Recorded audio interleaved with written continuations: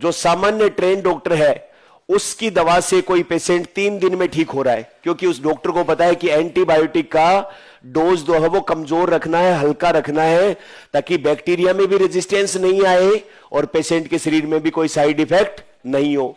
इसलिए जो बिल्कुल प्रॉपर डॉक्टर है उससे बुखार जुकाम या सामान्य जो बीमारियां हैं वो 3 से 7 दिन में ठीक होती हैं।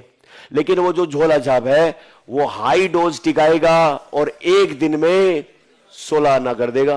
तो फिर वो क्या कहेंगे गांव वाले, कह वो वाला डॉक्टर तो कुछ ही नहीं है, उसकी दवाओं का तो कोई असर होता ही नहीं है। हमारे गांव में है छोरा, ये एक जो है वो इंजेक्शन देता है और एकदम घोड़े की जात बना देता है। सुबह बुखार हुई, शाम को काम करने जुट गए वापस से।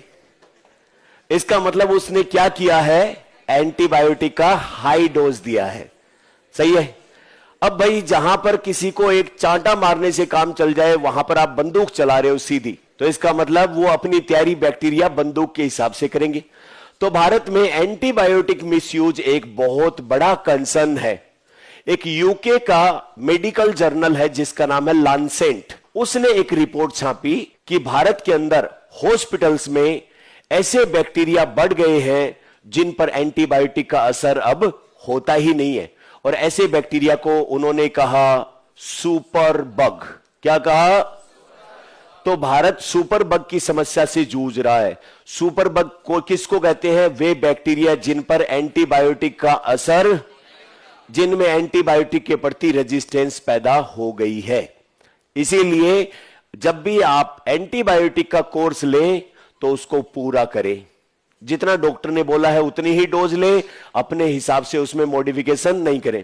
सामान्यतः यह प्रैक्टिस कफ सिरप में देखी जाती है। कफ सिरप जब दी जाती है डॉक्टर के द्वारा तो डॉक्टर बोलता है कि 7 ml या 10 ml लो। अपन नापने का काम ही नहीं करते, सीधी सीसी खोली और हाँ आइडिया आ जाएगा अपने आप ही। 20 ml जाए 25 ml जाए, बढ़िया ही लगेगा इसको तो पी के।